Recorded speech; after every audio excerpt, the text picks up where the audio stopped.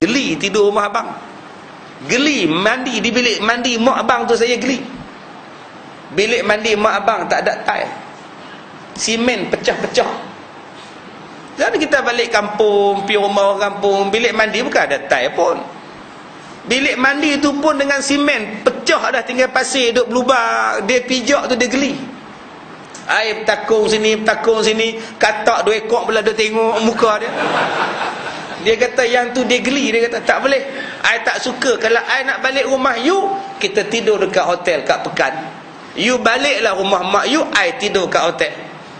Yang tu dah tahu bilik mandi mak kamu, bilik mandi dia simen, kenapa tak bagi duit, buatlah bilik mandi baru untuk mak. Air panas tak ada, masuklah heater di situ, apa masalah? Dia kata I malam-malam I takut tidur rumah mak you. You tahu tak sebab apa? Rumah mak you tak ada siling.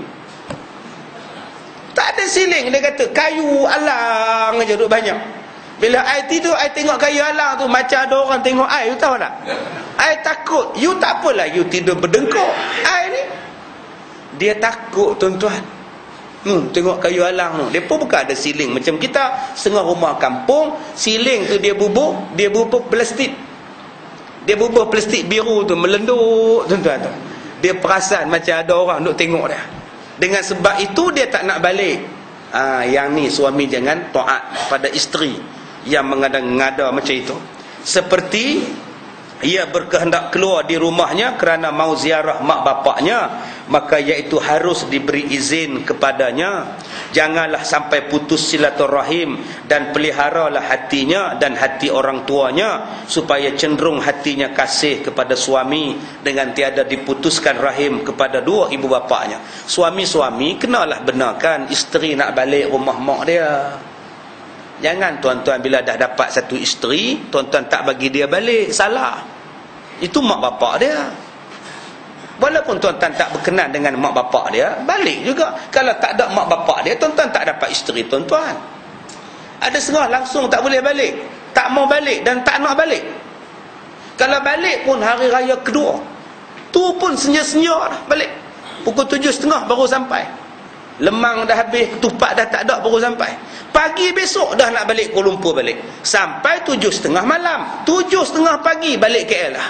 Raya apa macam ni? Tuan-tuan kena adil. Tahun ini raya rumah tuan-tuan, tahun depan raya rumah isteri pula. Kalau boleh malam raya tu balik, pasang panjuk, pasang pelita, main merecun, terbakar rumah mertua. Itulah kali terakhir balik, tak balik dah. Barulah dia rasa seronok dengan hari raya. Ini balik raya kedua, raya ketiga, adik-beradik semua dah balik rumah masing-masing. Tuan-tuan zalim. Tuan-tuan balik raya pertama, raya kedua dah pergi mancing, 8 jam duduk mancing. Jalan rumah adik-beradik pun tidak, kena adik-beradik pun tidak. Yang kenai ikan lampam, yang kenai ikan puyuh je. Puyuh ni bila-bila masa boleh kita dapat, tapi adik-beradik nak berkumpul ni waktu raya. Jadi abang-abang kenalah faham, kena faham. Jadi akak-akak pun kalau nak pujuk suami supaya balik selalu rumah kita, pujuk-pujuk dengan bahasa yang baik. Selalulah puji. Dan jangan puji suami, katakan mak puji. Abang, ya, mak kata dalam menantu yang banyak-banyak kan, abang mak paling suka tau. Barulah isteri kembang. Ya, dia kata menantu lain mana ada ambil berat. Dalam banyak-banyak menantu laki-laki, abang je ambil berat. Beli beras lah, beli apalah. Tak apalah, minggu depan kita balik lagi. Itulah cara mujuk. Walaupun mak tak kata. Mak kata dalam banyak-banyak menantu, laki hang teruk, tahu tak?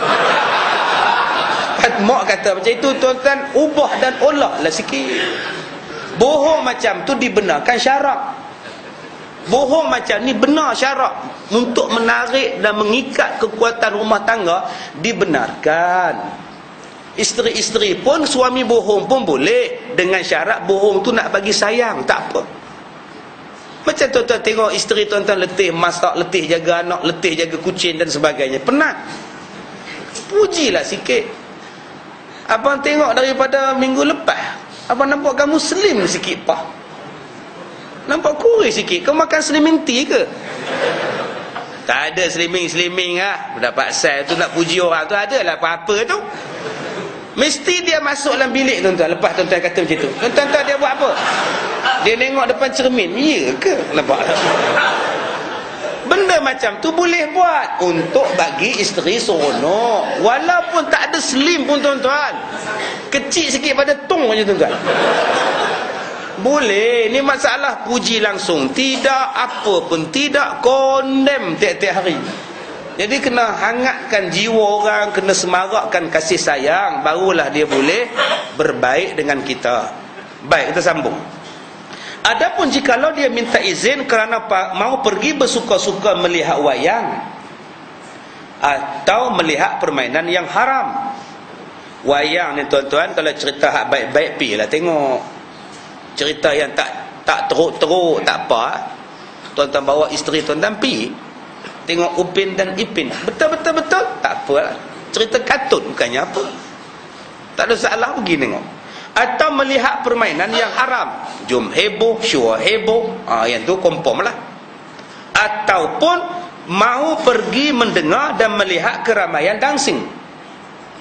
Pergi tengok tari menari, pergi kelab malam, pergi ke tempat haram, dan pergi melihat keramaian tamasya di dalam pergaulan laki-laki yang haram.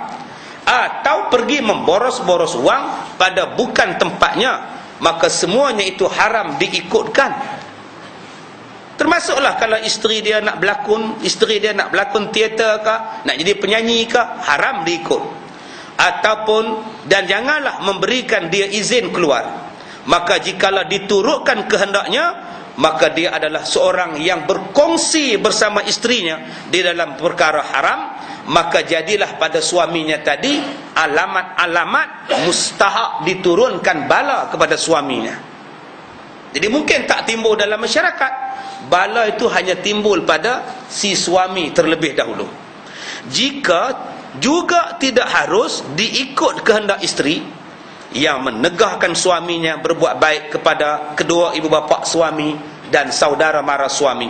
Seperti katanya, marilah kita beli pakaian, buat taruh simpan, tak usahlah beri wang tu pada mak kamu atau bapa kamu, adik-beradik kamu. Yang ni jangan ikut. Abang ni pun tiap-tiap bulan hantar duit kat mak. Ramai lagi adik-beradik abang, takkan mereka tak tolong? Takkan abang aja? Saya ni macam mana? Anak saya macam mana? Adik-beradik abang kan ramai, demo pun kerja besar-besar. Apa abang pula nanggung? Abang kan kerja besar pun. Yang ni nampak isteri dia cakap. Yelah, tapi dah mereka tak tolong. Kalau mereka tolong, abang tak kisah sangat masalah dia. Memang mereka gaji besar, tapi gaji je besar, tolong mak tidak. Kalau abang tak tolong juga, habislah. Sekarang kita tolong juga. Isteri kata, yelah kita pun tak cukup. Ada kamu tak makan? Ada anak-anak tak makan? Tak ada. Kalau tak ada, biarlah, cukup kita makan. Yang ni untuk mak. Kamu jangan bantah. Abang tak tolong, adik abang tak tolong, abang long tak tolong, tu dia punya pasal. Tapi kita kena tolong. Itu tanggungjawab kita. Jangan tengok orang tak tolong, kita pun tak tolong. Biar mereka tak tolong, kita tolong. Ini kena cakap pada isteri. Atau isteri yang berkata, baiklah dibelikan mah perak pakaian anakku atau diriku, tak usahlah sedekah, kita pun tak ada. Isteri kata, tu saduk sedekah lah abang. Baik abang beli barang mah baru. Sekarang ni mah tengah turun. Baik beli kat saya abang. Sedekah orang lain senang. Isteri abang tak ada senang. Yang ini juga jangan ikut. Sedekah tu benda sunat. Tolonglah kalau di rumah dah cukup. Yang ketiga, abang janganlah pergi ke masjid. Semayang di mana-mana pun boleh semayang. Di rumah boleh semayang. Yang abang kata nak pergi masjid je, buat apa? Semayang je di rumah. Yang ini pun jangan ikut pergi semayang di masjid. Banyak tuan-tuan yang kata macam itu. Abang semayang di rumah pun sah, semayang di masjid pun sah. Semayang je lah di rumah. Lepas semayang boleh kita tengok berita. Lepas semayang boleh kita makan nasi. Jadi suami pun berat. Ya tak ya juga, tak apalah. Sedangkan semayang suami itu wajib, fardunya di masjid. Lebih afdal bawa isteri datang. Apa salahnya tuan-tuan?